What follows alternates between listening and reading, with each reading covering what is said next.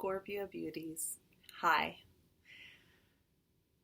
Ooh, your energy is really interesting right now. Really quite the ride. It's going to take me a minute to just get settled into it. I did take a minute to think about you guys, absolutely, before I started, but whenever I really get into the meat of it, you surprise me every time. So, what do we have going on here? August is a really interesting month. Everybody's getting tossed in the air a bit with the eclipses and the retrogrades. It is a time of deep integration. It is a time of really being honest with ourselves about what is serving and what is not. So everybody around you and you will be feeling that. You just will. There is a need for patience and kindness and softness this month. And one of your co-rulers, Mars, is retrograde all the way till the 27th. In a really interesting place for you because it starts in your fourth house. And in the course of August, it retrogrades back into Capricorn, your third house, and then goes direct at the end of the month. It's hitting a very personal time for you about how you present yourself and your internal spaces. Not only that, but we have Venus going into your 12th house of Libra on the 6th of August. We have Uranus going retrograde on the 7th of August in your opposite sign of Taurus. You can see how all of these retrogrades are hitting very personal things for you, Scorps. And my note is pretty simple, really.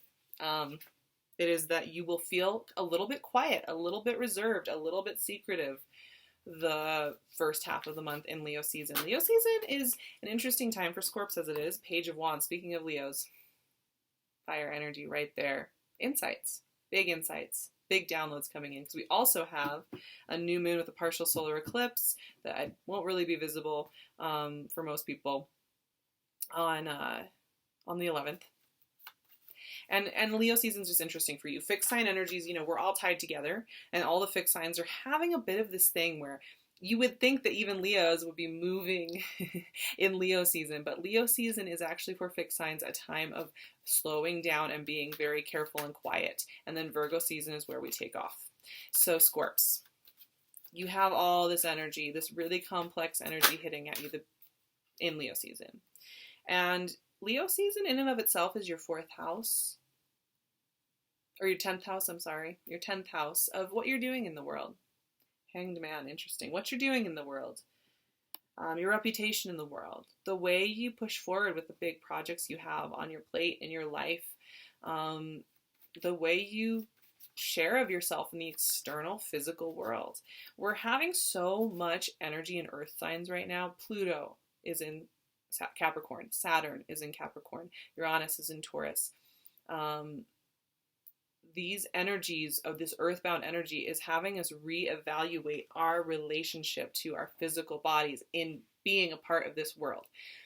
You guys have a really interesting relationship with the physical and the non-physical, as we've talked about before. Knight of Cups. Ooh, okay. A little romance. Some little teases here we have going on, Scorps. I'm excited. I'm excited to do the intuitive side of this reading because your energy is a little Six of Cups. Whoa. Your energy is a little mystifying this month to me. You have a bit of a secretive thing going on. It's like you aren't fully open to wanting to share what's going on internally, which is, I'm totally on board. I get it. Eclipse season, retrogrades are just an interesting time, but you have an interesting relationship with your body and with the spiritual. Sometimes it's a bit of a war with you all. You kind of war it out because on the one hand you are very physical. You understand aesthetic and physicality and sensuality and deep connection utilizing the physical body. I mean, you're a water sign, but I think you probably have the greatest understanding of how to be in this body of all the water signs. You can be here with it. There's an intense presence that I love about you guys because And I'm getting shivers as I talk about it, because I really do. Like, the thing that I love about Scorpio, and the thing that I always get from our interactions together, is we lock in immediately. Like, you are so present. And that is so amazingly beautiful. I appreciate that so much. I take it in. But, with all this earthbound energy, we're all having to reassess what works for us with that. What works for us, what is authentic to us in this physical life. What is authentic to how we present our spiritual in the physical, right? And so that's really getting lit up. 3 of Swords. Wow. Okay. There's, what I'm noticing here, there's a lot going on with the cards and with the energies with you about 7 of Swords. Whoa, Scorps, what is going on? There's a lot going on with worries about the past, pain from the past. Man, I'm trying to get a read on this. I'm curious to see what the next couple of cards bring in, because there is an opening and a closing down at the same time. The second half of the month, 10 of Swords and Justice. Whoa. I'm really noticing the swords are coming up strong this month, and it's partially this Mercury retrograde is just hitting everybody. The Mars retrograde too. Uranus retrograde too. All the retrogrades are hitting people with the eclipses, which are affecting 4th and 10th house for you with Aquarius and Leo. The second half of this month, Virgo season, is really good for you. It's 11th house. It's a lot more communicative. It's a lot more talkative. It's a lot more playful. It's a lot more lighthearted for you. It's a lot more in alignment with kind of how you move through the world. So that's really great. We have a Pisces full moon, 5th house, heart energy opening up. But here's the thing that I'm seeing here with that process, with that journey. You guys are so deep, and we've talked about this before. Your wounds go deep. They go really deep. And they do pop up at surprising times. I think that's the thing that I'm seeing here. I don't think these are wounds that are coming up from things happening around you in the current moment. Maybe they are. Maybe some of you are having to deal with how you're communicating and what is serving you. And maybe you have some communicators around you who do not communicate with the greatest respect and patience. Maybe you do have that. But what I'm kind of seeing here is the integration of old wounds that are holding you back. Eclipses wash away and release old ways of doing things and open up new ways of doing things. And we are really standing on the doorway of a new energetic cycle. You listen into astrology in general, people have been talking about this Uranus shift. And we had a cycle with Uranus that started in 2010 and had closed out this year. And now we are slowly but surely making our way into a new 7 or 8 year cycle. And with that, we are all figuring out what is no longer serving us. What's coming up for me here is that you are getting an open door for love and for deep partnership commitment. 4th and 5th house, I'm so sorry. I just talked to Taurus, so I'm getting all jumbled here. Your 10th and 11th house energies here are highlighting some things. Because look at the first half of this month. We have this beautiful, warm energy. Page of Wands, Hanged Man, Knight of Cups, 6 of Cups. This is extremely supportive, Scorps. This is very kind energy to you. This is perfect for you on so many levels. Right away, we get this creative infusion. One thing with Leo season, I think that does do really great things for you is that 10th house energy of what you can contribute to the world as you have these spiritual gifts and you have this depth that's naturally given to you. Start showing up. And, both Leo and Scorpio are very deeply spiritual signs that are very connected to the psychic and to the unseen and are very in tune with these mystical things. The cat and the scorpion, you can't get better than that. And it does light up a really cool part of your chart. That energy exchange is very cool. It's intense and it can exhaust you. But this is insight into how you can creatively use your existence in this physical world to do something beautiful. You might have some fire energy around you. But this ignition is about love. It's about love. It's about romance. You are integrating some things. Hanged man energy, one of the words I did write down for you was integration. You are in a time with all these retrogrades, the way they're hitting your houses. And Venus, the planet of love and beauty and worth and value, is in your 12th house, your most spiritual space right there. You still have Jupiter in your sign, putting that highlight on you, putting that spotlight on you. Hanged man, you want to listen in. Be very conscious of storylines you're writing. Be very conscious of where you're putting blocks in to be protective. I know you guys are very good at protecting yourselves. And it's funny how something that did serve to protect us at one point in our lives and was very effective and might even have been completely appropriate will get phased out over time, right? Because whatever this beautiful thing is right here, this Knight of Cups, Six of Cups, this does not require protection.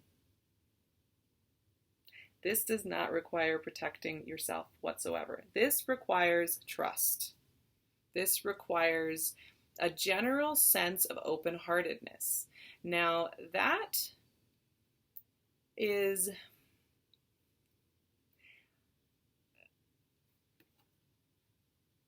a part of you. That is a part of you. You are very loving people. You are very loyal people. You're very present people, like I was saying. I love that. I love that. Oh, it is gorgeous. But you do lock away some of your most precious spots over time. We've talked about this before. I see beautiful things here, Scorps.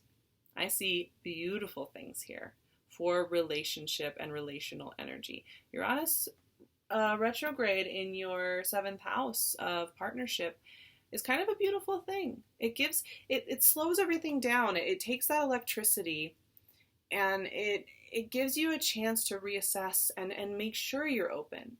You know, you might have another water sign coming in preferring love to you, or somebody who just has a really open heart, or maybe you're finding that you want to play that role again. But whatever this is beautiful. These first 4 cards are about trust and openness and receptivity and relaxing and knowing that yes, time does work in a very strange way and we do have repeating cycles sometimes, but we also have new adventures ahead. And you are getting ready for those. And you may even already just be opening them up very gently, very slowly, very deliberately. August is a very slow unfolding, a very slow unfurling, flowering.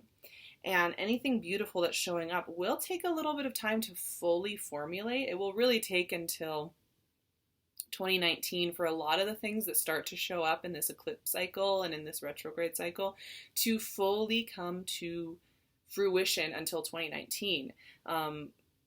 There are a lot of reasons for that. That energetically is the truth, though. This is very fertile ground to be open. So if somebody's showing up, if an opportunity is showing up, if a creative project is showing up, if a lover is showing up, if an opportunity to move is showing up that is deeply tied to something that you really want, be patient with yourself, be a little bit open, and know that it will unfold in time. And part of the reason I'm saying trust and be patient and be open is because whatever this beautiful thing opening up for you, it is triggering the shadow side. I mean, you can see here, 3 of Swords, 7 of Swords, 10 of Swords. This is almost like I'm getting so many goosebumps right now. I can't even tell you. It's just nonstop. Because to me, this is like a sped up, quick version of living through something that didn't serve you, didn't feel good to you. You felt like you felt a loss, you felt rejected, or you felt that you didn't set a healthy boundary that you needed to set. And it's like the need to forgive yourself for whatever that is. Because this is all about pain and confusion and fears and closing it out, honestly. What I love about this is that it does end with the Ten of Swords. That to me is a huge key here about why I do not think this is actually about anything happening in August on the ground, in the people around you. Maybe some people serve as a mirror to bring up some of these internal wounds, but this is such an internal time. This is such a personal time for everyone. I mean, truly. And for you, it's something has to be released here, because the Ten of Swords is about ultimate release from what has scared you in the past, from the pain that has come up in the past. And I know how deep this goes. Don't make me cry. Please don't make me cry.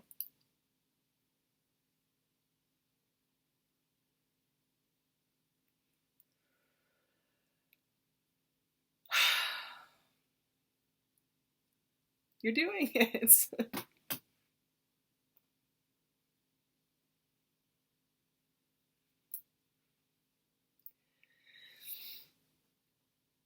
like, I know you guys know you're worthy.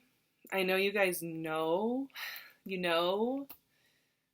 all your values and everything you have and everything you're capable of. You have the list. You're totally aware of it. And yet, when things start to move in a direction that really honors your soul, there is this thing that happens where the defenses come up. And it's like, I can't have that.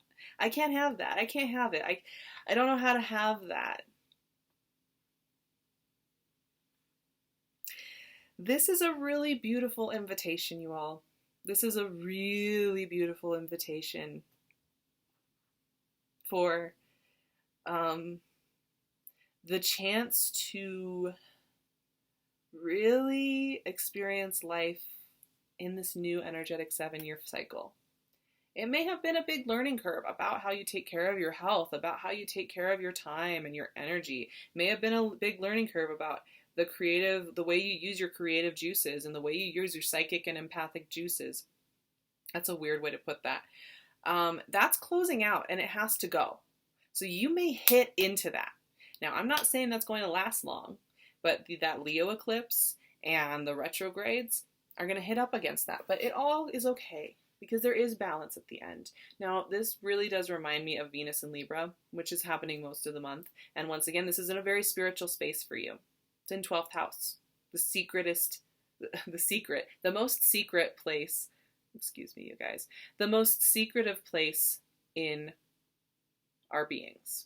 This is so spiritual. This is about how you can bring the spiritual more into the physical. This is about how you can utilize these God-given gifts you have and this beautiful heart you have and this just amazing intensity that you have to bring something deeper to the front. I do see a lot of you doing this via relationship and doing this via people that are closest to you this month. And I do see a lot of you stepping into deeper relationship. But that's not the only way you can feel this energy. Now let me pull a final card from my Cosmic Tarot deck to be the overarching final message for this I have just been getting goosebumps this whole time I've been sitting here. And, oh God, I just want to go cry with you all as I feel through this. I'm really excited for you all. Wheel of Fortune. Beautiful. Beautiful.